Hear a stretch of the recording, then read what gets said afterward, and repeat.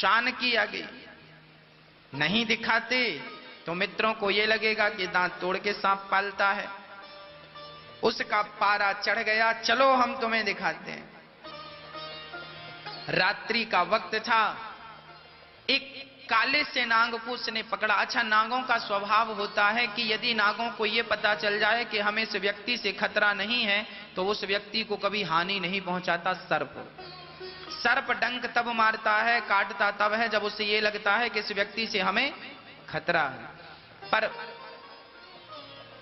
उस एक काले से नाग को पकड़ा और उसका मुंह बहुत तेज दबाया, कस के दबाकर उसका मुंह खोला और अपने मित्रों को दिखाया, देखो इसके दांत हैं ना, जहरीले दांत।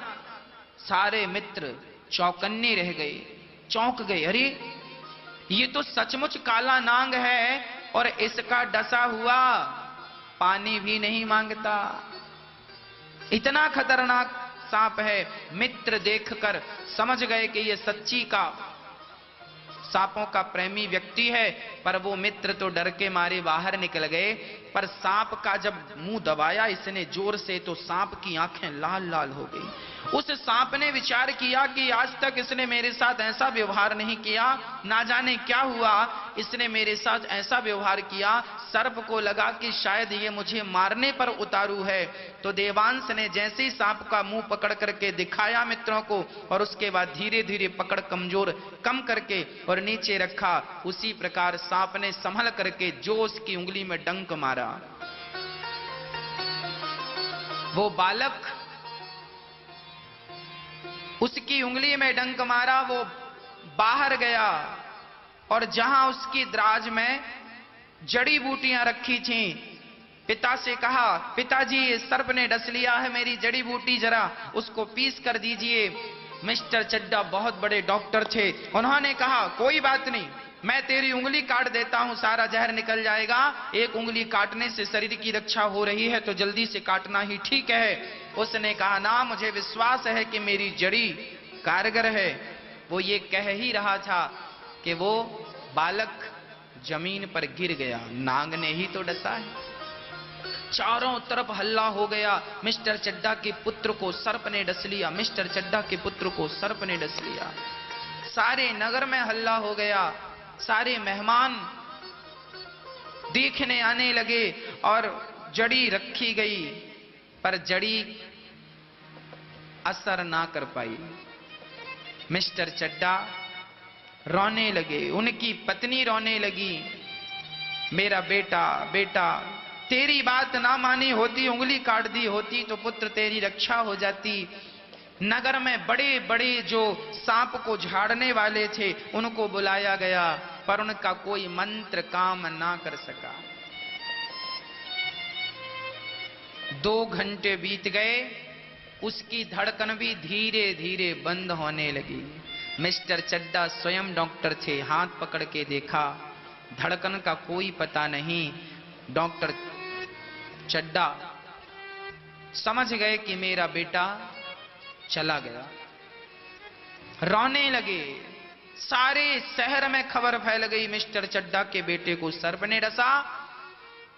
और कोई यदि सांप का मंत्र जानता हो और झाड़ेगा तो उसे 10,000 रुपए इनाम दिए जाएंगे। गांव गांव में खबर फैल गई, देर नहीं लगी।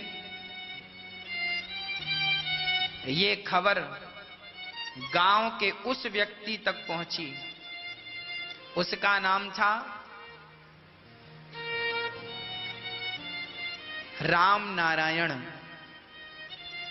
उस व्यक्ति तक खबर पहुंची जो कभी डॉक्टर के पास आया था अपना बेटा लेकर कि डॉक्टर साहब मेरा बेटा रात भर में दम तोड़ देगा, आप देख लेंगे तो शायद बच जाए। उसका नाम था राम नारायण। वो व्यक्ति बहुत बड़ा सफेरा था और सांपों का मंत्र तो जानता ही था। कितना भी खतरनाक सांप क्यों न डस दे, पर राम नारायण झाड़ देता था। शरीर बूढ़ा था, बेटा भी अब था नहीं, दोनों बुढ़ा बुढ़ी थे। रात बीत चुकी थी, तभी किसी ने दरवाजा खटखटाया। राम नारायण ने दरवाजा खोला। कौन हो भाई? अरे राम नारायण जी, आपको पता चला मिस्टर चड्डा के बेटे को सांप ने डस लिया है। यदि बचा सकते हो तो बचा लो, 10,000 मिलेगा। राम नारायण ने पूछा, वही चड्डा डॉक्टर? हाँ हाँ वही। राम नारायण बोले, मरे उसका बेटा, मैं काहे जाऊं? मेरा बेटा तड़प रहा था, मैं चिल्ला रहा था, हुजूर बचाइए मेरे बेटे को, बचाइए, उनको खेल खेलना था। मेरे बेटे की रक्षा उन्होंने नहीं की, अब मैं क्यों जाऊं उनके बेटे की रक्षा करने? मैं नहीं जाता। किवाड़ बंद कर लिया। तभी उनकी बूढ़ी सी पत्नी बोली, अजी क्या हुआ, क्यों बड़बड़ा रहे हो? अरे भाग्यवान, तुम्हें क्या बताऊं, जब खुद पे मुसीबत आती है ना, तब पता चलता है कि मुसीबत क्या होती है।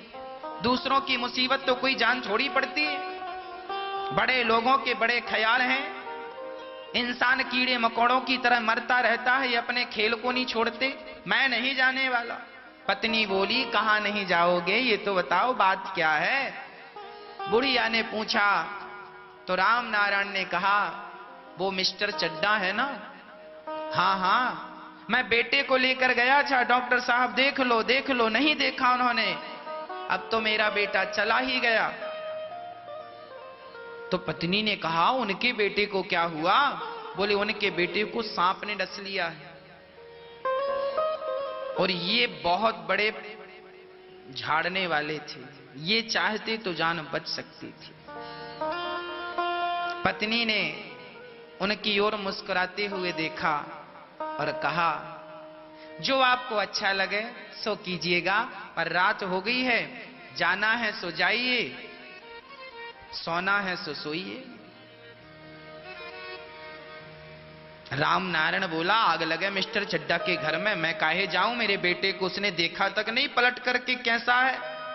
मेरे अंदर भी आग जल रही है। उस मिस्टर चड्डा के कारण मेरा बेटा मर गया। सही वक्त पे दवाई दे देता तो मेरा बेटा जिंदा रहता। मैं नहीं जाने वाला, बिस्तर लगाओ।